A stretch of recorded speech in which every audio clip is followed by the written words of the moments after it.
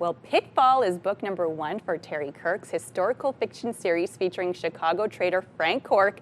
In the book, Cork navigates the 1929 market crash. He's at the top of his game, and then he's not. Can he fight his way back to his family, his fortune, and his life? Well, now that I have your attention, let me introduce you to the author, Terry Kirk. Good morning to you. Oh, thank you, Melissa. What a great introduction. Yeah, High five. Thank you, thank you.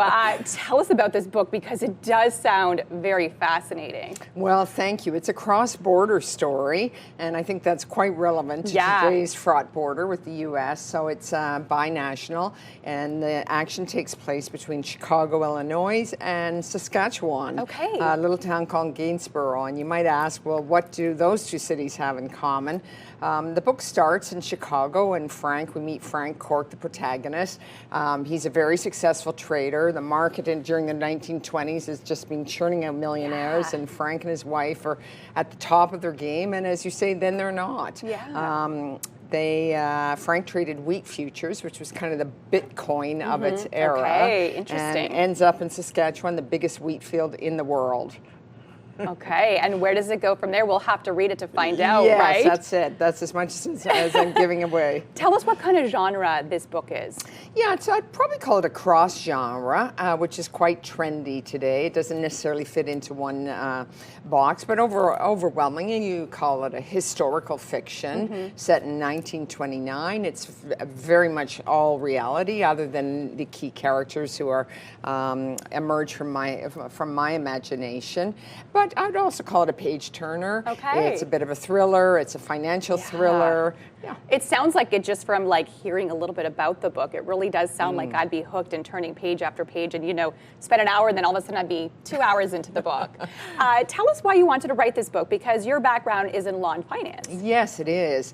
I thought I would be a writer as a girl, and actually went to journalism school before law. So I got distracted by law for quite a few decades, quite frankly. And so it was just a long dream of mine to have the time and energy to write a novel, and I've loved every minute of it. And do you find your background and education in finance and law did help you kind of put this book together? Oh yes, there's no doubt about it.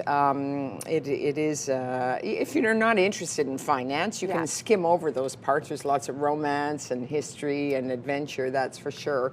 But my goal was to take a very complex financial matter, the biggest economic meltdown in world history, and to demystify it and help people understand it while having some fun. So this is book number 1. Do you have more book topics on the horizon? I do. The publishing process is quite long. Yeah. That came as a surprise. I thought when I was done, the work was done, and it would be out there the next day. But that took, a couple of years. That's about average, 2.5 years or so. And that gave me time to work on the follow-on book. That's called Plunder. And it'll be out, I'm hoping, next year. Yeah. Okay, so we have a couple of books to look forward to. Yes. I love that. And where can people find Pitfall? Oh, what a great question. It's on sale on the major platforms. So here in Canada, it's on indigo.ca. It's also on amazon.ca and amazon.com. And my daughter, who lives in London, England, tells me it's on amazon.co.uk. And of course, it's in the bookstores, the local. Books on Beechwood is carrying it, and Rideau Centre. Wonderful. Well, thank you so much for joining us today. We truly appreciate you stopping by. Wonderful. And best of luck with all the next chapters. Good. Well, thank you so much, Melissa. You're welcome. Okay.